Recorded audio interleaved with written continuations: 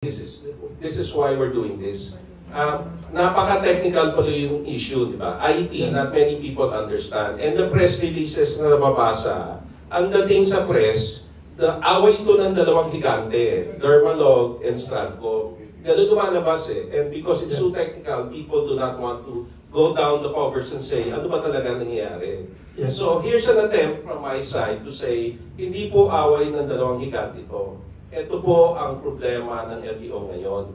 Okay, that's why the media, I'm not blaming the media, this is a very difficult and technical issue. Okay, but I will try, as in my attempt later, to explain it's not as complex as you think. Okay, you will see why decisions are easy about this matter. Okay, so yun yun.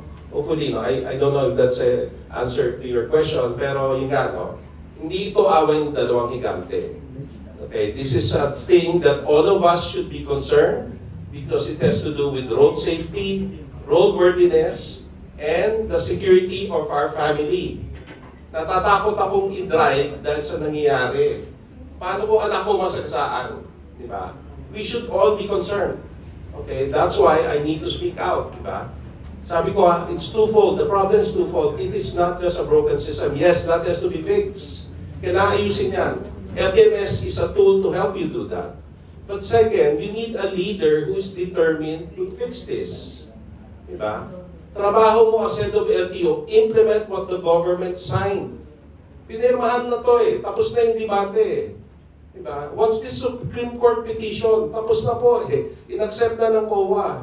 Implement na po natin. Diba? That's all we need to know. Yeah? Thank you. May tanong pa dito, follow-up. Feel free to ask questions. With all the problems raised by the three panelists here, ano ang immediate solutions you would recommend to the government and LTO to improve the situation and public service, quality of public service of LTO? Wilson, with due respect, let me point the problems, then we will recommend solutions. Yes. Please lang. Okay, allow us to speak about the truth inside LTO. Yes, we need to say the grade, we need to say the solution. Yes. May comment. From a client standpoint, kasi I do personally renew the registration of my car, no, whenever it happens. Dahil kasi I want to see what's happening with LTO. What's your experience? Nung Stratcom system, I have to wait for 2 to 3 hours to get my papers cleared. It's paper-based. Nung LTMS, I rarely go to LTO. I don't even go to LTO. It takes me about 15 minutes sa PMBIS pag walang pila doon. And then online I pay. So it's a digital, it's a cashless, paperless system. Nung nireview ko yung from the point of view of my consultant sa Senate, sabi ko, pwede mong tanggalin yung buong budget ng vehicle registration. Leave it to 10%. Dahil almost entirely is already done by computer. Which is quite advanced. I'm surprised na kaya ng gobyerno. Nung tinignan ko yung dalawang differences, Stratcom is PPP, sila ang magpapatakbo. And the people pay a fee for it. No?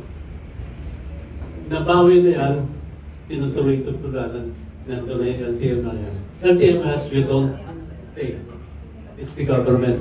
Hindi siya PPP in the sense na dun sa terms of reference, the government procured the system and they will run it. Unfortunately, that's the worrisome can government run it. Yeah, no. So, from a client standpoint, you can say it's a layo ng gap from parang from Jurassic age to the modern age and talon. Yes, that's true, no? Even I register my car through LTMS, no? Mula yan sa pagpili ko ng CTPL, nakalink na ang insurance companies through the IC gateway to LTMS. So pagpunta mo, pag-register mo ng vehicle mo, andun na yung valid CTPL. So, less than 1 hour. No? Minsan matagal lang sa pagpapa-inspect. Ganun kabilis, no? And I was, proud ako na naging part ako ng project na to. And then, sa any digital transformation project, may mga elements tayo na kailangan para maging successful. When I was asked in one DAP session to tell the story of the LTO modernization, ang sabi ko, ang challenges ngayon ay leadership, budget, and culture. So yun talaga, at least kung hindi mababago itong tatlong ito, kahit na gaano karaming perang ibuhos mo sa digital transformation, hindi magtatagumpay. No, very critical yung digital leadership.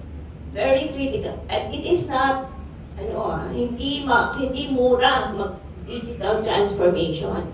So huwag niyong sabihin na 3.3 billion yung sistema. That includes the data center. That includes 5 years maintenance. And that includes the Oracle database, the Oracle Executive Information System, which is very expensive. Lahat yan. And the fingerprint software, the AFIS. So lahat yan kasama. So it's actually very fair price, in my opinion. Over 5 years, 3.3 billion. When you first hear it, parang ang mahal. But digital transformation is not cheap. If we want it to be really responsive to the needs of the organization, you have to spend for it. Security, securing our data is not cheap. We have to have the proper technology, the proper software, and very critical ang data ng LTO.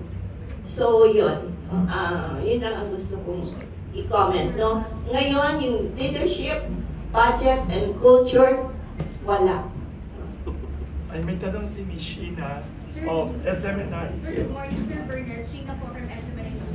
Sir, pwede niyo pong ilatag sa amin ano-ano yung mga problema doon sa LTO under this administration para mas maintindihan po namin at lalo problema. Well, thank you for the great intro I was about to present. Is now doing a performance review of his entire cabinet and the various heads of government agencies.